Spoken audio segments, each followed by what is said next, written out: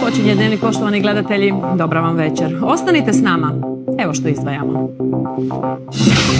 Senzacija u Kornatskom arhipelagu, ekskluzivne snimke jata običnih dupina, vrste koja je u Jadranu izumrla.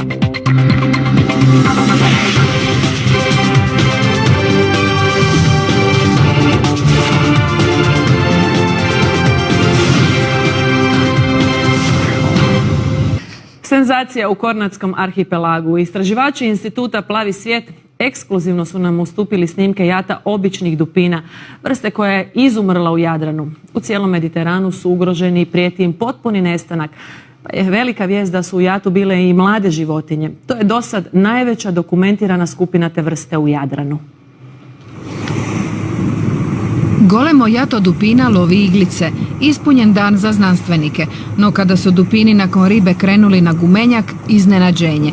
Pred njima skače, pleše, brza i veseli se više od 50 običnih dupina, vrste koja je u Jadranu izumrla. Sa skupinom smo proveli oko 2,5 sata kako bi prikupili fotografije njihovih leđnih peraja.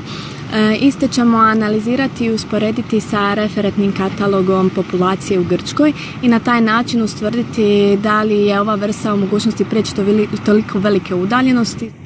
Obični dupini nekad su bili najbrojnija vrsta u Jadranu i Sredozemlju, no u posljednja 4 desetljeća u našem su moru istrijebljeni. Samo 50. godina prošloga stoljeća u sjevernom ih je Jadranu ubijeno više od 800. Na području cijelog Sredozemnog mora utvrđen je dramatičan pad u njihovoj brojnosti, pa su populacije danas još prisutne samo u blizini Gibraltara, oko Malte i u Egejskom moru. Jesu li ovi veseljaci do Kornata doplivali provjeriti je li Jadran sada sigurno mjesto ili su se već nastanili, za sada se ne može znati. Životinje da bi se ponovo vratile moraju imati mogućnost pronalaska mjesta na kojem mogu sigurno odgajati svoje mladunce, na kojima mogu pronaći dovoljno hrane i na kojima mogu imati mir koji im je zapravo za njihov redovni, normalni život potreban. Neobično za obične dupine jest i da uopće ne postoje njihove snimke u Jadranu, čak i kada su bili najbrojnija vrsta. Jedina poznata, ova je iz Komiže 1930-ih, pronađena u njemačkom arhivu za digitalizacije materijala Trećega rajha.